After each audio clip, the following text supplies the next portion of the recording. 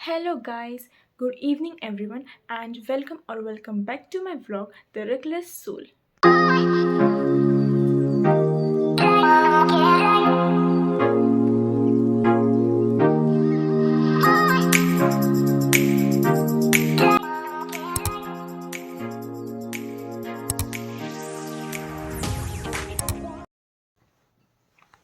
So guys, today I want to talk about something that's very real and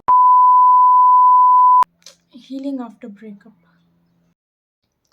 And उसके ऊपर से भी ज़्यादा स्पेशली कि how to heal alone and why it is important to heal alone.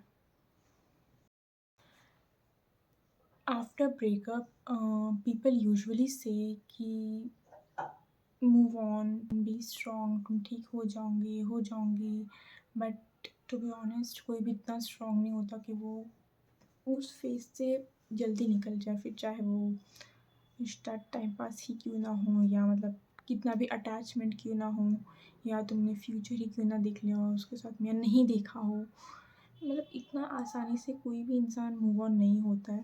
और जो जल्दी मूव ऑन हो जाता है बोलता है कि कोई जल्दी मूव ऑन हो जाता है, रिलेशनशिप टूटे 6 महीने ही नहीं हुए तो वो नेक्स्ट इस पे स्विच कर गया, पर लिटरली ऐसा कुछ नहीं रहता। और जो स्विच भी कर जाते हैं वो बस खुद को कुछ थॉट से बचाने के लिए ही स्विच होते हैं। तो मोस्टली ऐसे लोग जल्दी स्विच हो जाते हैं जिनको जो या तो फिर चीटर्स होते हैं, जिनके बैकअप में वो इंसान ऑलरेडी होता है, वो हो जाते हैं। And guys, this doesn't mean कि हम किसी को जस्टिफाई कर रहे हैं यहाँ पे, लाइक हाँ, मतलब जो जल्दी स्विच कर जाते हैं वो उनके बैकअप में ऐसा बहुत बार होता है कि जो अदर पर्सन रहता है वो ऑलरेडी उनके बैकअप में होता है, ऑलरेडी वहाँ पे बात शुरू हो जाती है। मतलब कोई भी ऐसे अचानक से नहीं आ जाता किसी की भी लाइफ में, कोई भी इतना आसानी से कोई डिसीजन नहीं ले लेता है।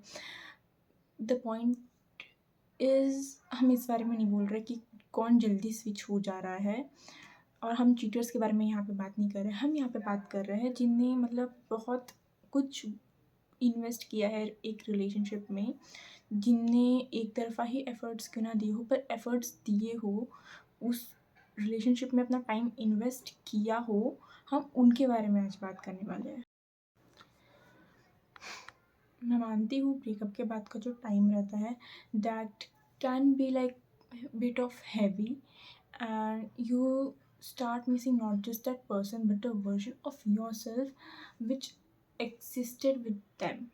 You start missing the memories, you start missing the bond, you start missing your habit, क्योंकि हैबिट्स भी लग जाती है। कुछ लोग इम्प्रोवाइज़ हो जाते हैं, कुछ लोग मोर मैच्योर हो जाते हैं, तो एकदम से वो सब जो जब चीज़ें ख़त्म होती है तो ये सब चीज़ें भी एकदम से रुक जाती हैं, आपके रूटीन पे स्टॉप आ जाता है, आपको कुछ करने की इच्छा नहीं होती है। एंड या that all can be like little bit of painful. और हीलिंग कभी भी एस्थेटिक वे से नहीं होती है, जैसे हम देखते हैं मूवीज़ में, सोशल मीडिया पे, वीडियोज़ वगैरह पे, कि बहुत मतलब आराम से इन्फ्लुएंसर्स बता देते हैं कि ऐसा हो सकती है हीलिंग्स और जो भी हो।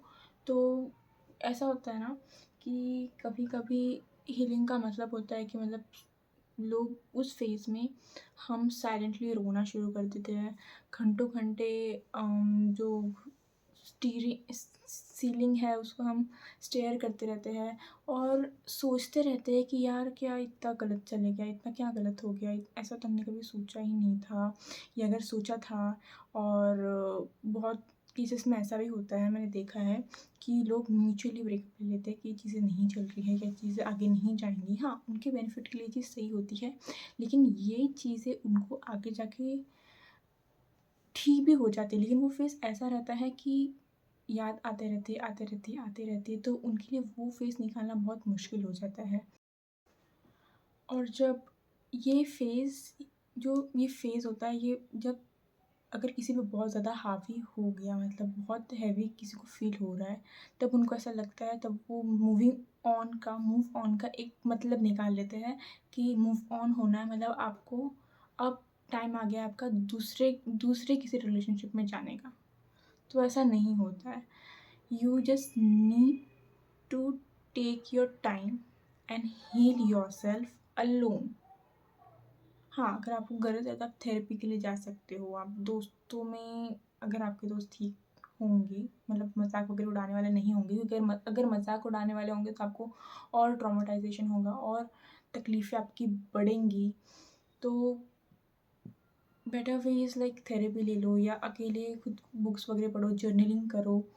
इन सब चीज़ों से आप ठीक हो सकते हो, पर ब्रेकअप के बाद तुरंत किसी और को, क्योंकि जस्ट बिकॉज़ आप किसी की यादों से नहीं निकल पा रहे, तो किसी और को ढूँढ के उसकी लाइफ़ आगे के 3-4 साल उसके बर्बाद कर देना, ये कोई तरीका नहीं होता है किसी चीज़ से निकल के किसी पीस ढूँढने का, क्योंकि तुम किसी और की ज़िंदगी का फिर पीस उससे ख़राब करने वाले हो।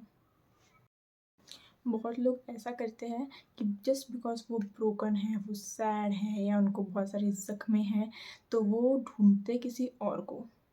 वो जस्ट फिर दूसरे किसी रिलेशनशिप में जंप कर लेते हैं और वो जस्ट किसी और की लाइफ़ में जंप कर लेते हैं। तो मैं पहले बता दूँ, इसका मतलब ये नहीं होता कि तुम रिबॉर्न होंगे या तुम्हारी लाइफ़ वापस से रिस्टार्ट हो जाएँगी जस्ट बिकॉज़ किसी और के लाइफ़ में आने से या किसी और के लाइफ़ में जाने से तुम रिबॉर्न नहीं होंगे, वो बस साइकिल वापस रिपीट होगा। जब आप किसी ज़ख्म से भरे ही नहीं हो पूरी तरीके से, तो आप किसी जब तु आपके दिल में ऑलरेडी कोई है, उस टाइम के लिए आपके दिमाग में ऑलरेडी कोई है, तो कोई तो जब दूसरा लड़का या दूसरी लड़की आ जाएँगी, तब आप ऐसे कैसे इतनी जल्दी मूव ऑन कर लोगे? बस किसी और की लाइफ़ में एंटर होने से आप मूव ऑन कर लोगे क्या? नहीं, आप वही गलती वापस रिपीट करने वाले हो और ये साइकिल कंटिन्यू होते जाएगा। जब तुम हर्ट होते हो या सैड होते हो या ब्रोकन होते हो, उसके बाद में ही तुम अगर किसी और की लाइफ़ में जंप लगा दोगे, उससे तुम ऐसा नहीं है कि रिबॉर्न हो जाओगे या तुम्हारी ज़िंदगी कोई नई सिरे से शुरू हो जाएँगी। उसका मतलब बस ये होगा कि ये साइकिल वापस से रिपीट होंगी और जो कोई प्योर इंसान तुम्हारी ज़िंदगी में आएगा, तो उसकी भी दिमाग का दही करोगे और खुद की भी ज़िंदगी का दही तो तुम ऑलरेडी कर चुके हो। See, I understand moving on can be hard. With or without someone else, it is hard. You know, because when someone leaves your life, they don't just leave away from your life, they also take the part of your daily routine, of your habits, and also the comfort which you built around them. Now, all I mean to say is heal first, feel your pain, take time, understand yourself, and don't use someone else as your bandage for the scars जिसको अभी तक तुम भी अच्छे से नहीं जानते। देखो, rebonding is not moving on, it's just like कि तुम अपनी फीलिंग्स को ना डिले करते जा रहे हो। See, I understand moving on can be hard. With or without someone else, it is hard. You know, because when someone leaves your life, they don't just leave away from your life, they also take the part of your daily routine, of your habits, and also the comfort which you built around them. अब I know breakup के बाद लोग बोलते हैं कि forget them, but you they also know, you can know, you they also know, like we can't just forget जिसके साथ तुम अपना पूरा फ्यूचर इमेजिन कर चुके हो, या जिसको तुम्हारे सारे इनसिक्योरिटीज़ का पता हो, जिसको तुम्हारे सारे ड्रीम्स का पता हो, जिसको तुम्हारे सारे लेट नाइट थॉट्स का पता हो, उसको तो तुम इतने आसानी से भूल नहीं सकते। Like healing takes time and that's okay, that's completely okay. The hardest part of the life is not breakup, but to rebuild yourself, and that too alone. Like, to learn that you can live without them, you are complete without them, and you are enough. तुम खुद के लिए काफ़ी हो, तुमको किसी और की कोई गरज नहीं है। और फिर धीरे धीरे ऐसा चेंज आने लगता है, मतलब ग्रेजुअली ये शिफ्ट आने लगता है कि जैसे ही तुम सुबह उठते हो तुम्हारे दिमाग में अब पहला ख़्याल वो इंसान का नहीं होता है। वो जो सॉन्ग जिसको सुन के तुम रोते थे या जिसको ब्रेकअप सॉन्ग का टैग दे दिया था तुमने कि ये सॉन्ग वो इंसान से तुम एसोसिएट कर सकते हो, अब वो सॉन्ग तुमको अब सिर्फ़ सॉन्ग जैसा ही लगने लगता है और तब तुम रियलाइज़ करते हो कि now you are healed. Healing does not mean healing does not mean that you didn't loved. You loved, and that's okay. And but it means that you are now choosing yourself, and you are not dragging that broken pieces of yourself into someone else's life and ruining their life too. देखो, breakup के बाद कोई भी strong नहीं होता है, but healing makes you stronger, not cold, not bitter, but just wise and clear, जिससे तुमको पता होता है तुमको आगे तुम्हारे लाइफ में चाहिए क्या है। अब तुम्हारे जो एम्स है, तुम्हारे गोल्स है, वो क्लियर होने लगते हैं और तुम अपने हार्ट को लेके अब थोड़े से प्रोटेक्टिव हो जाते हो। अब तुम टॉक्सिक लोगों से थोड़ा दूर रहने लगते हो। अब तुमको क्योंकि चाहिए पता चल जाता है कि तुमको चाहिए क्या। अब इस चीज़ से मेरे को, इस रास्ते से मेरे को ठोकर लगी है, तो मैं उस रास्ते पे दोबारा नहीं जाऊँगा। ये चीज़ तुमको समझ में आ जाती है। अब देखो, if you are in this phase right now, you will not pretend to be okay। और दूसरी चीज़ ये करना है कि किसी और को अपने लाइफ में उनके जगह रिप्लेस नहीं करना है, ये गलती तो नहीं करना है। एंड खुद को सबसे पहले समझने की कोशिश करना है, खुद की फीलिंग्स को समझने की कोशिश करना है, खुद के ज़ख्मों को समझने की कोशिश करना है, खुद की गलतियों को समझने की कोशिश करना है, उनको ठीक करना है, खुद पे काम करना है। क्योंकि तुम जब उस फेज़ से निकल जाओगे, तो अगर तुमने ये सारी गलतियाँ कर दी, तो तुमको, अगर फिर तुम ऐसे पीछे पलट के देखोगे तो तुमको ऐसा लगेगा, यार ये टाइम था खुद को सँभालने का और मेरे से वापस ये कौन सी गलती होगी। और अगर तुमने ये सारी चीज़ें फ़ॉलो की हो, खुद को समझा हो, खुद पे काम किया हो, तो अगर तुम पीछे पलट के देखोगे तो तुमको ऐसा समझेगा कि तुमको पता ही चल जाएगा कि तुमने बिना किसी के सपोर्ट के अपना वो टाइम निकाला, खुद पे काम किया, खुद का प्रोग्रेस किया, खुद को इम्प्रूव किया, खुद की तरक्की की, और वो भी बिना किसी के मदद के। और तुमको तुम्हारे इस बात पे प्राउड होगा। And you will look back and say, I healed, and that too without hurting anyone else or without replacing anyone else.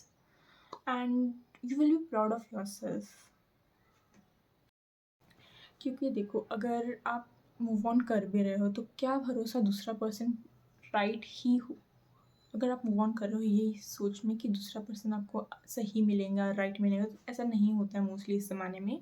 इस ज़माने में मोस्टली लोग यूज़ एंड थ्रो करते हैं। आप किसी को अपने पास्ट की सारी बात बता दोगे ये सोच के कि यार वो आपको हेल्प करेगा, वो आपकी बहुत आपकी केयर टेकिंग करेगा। इस सब के बाद में तो ऐसा कुछ नहीं होता है। वो सिर्फ़ आपकी बातें तब तक की सुनी जाएँगी जब तक कि उस इंसान का मतलब ना निकल जाए। आई होप मेरे को इस बारे में ज़्यादा समझाने की ज़रूरत ना पड़े, आप सब ये बातें अच्छे से जानते हो। तो प्लीज़ ऐसे लोगों से तो दूर ही रहिएगा please. And trust me, that day will come. Until then, you just need to breathe, understand yourself, eat clean, stay healthy, and work on yourself.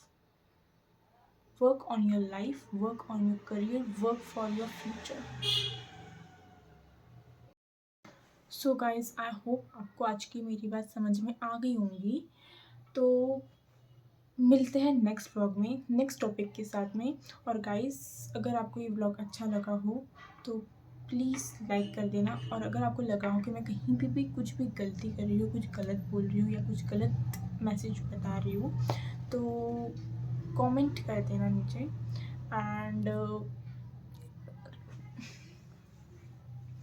And मिलते हैं नेक्स्ट व्लॉग में, नेक्स्ट सैटरडे, नेक्स्ट टॉपिक के साथ में। तब तक के लिए bye bye and please guys channel को सब्सक्राइब कर देना और व्लॉग को लाइक कर देना। Till then bye bye, see you in the next vlog.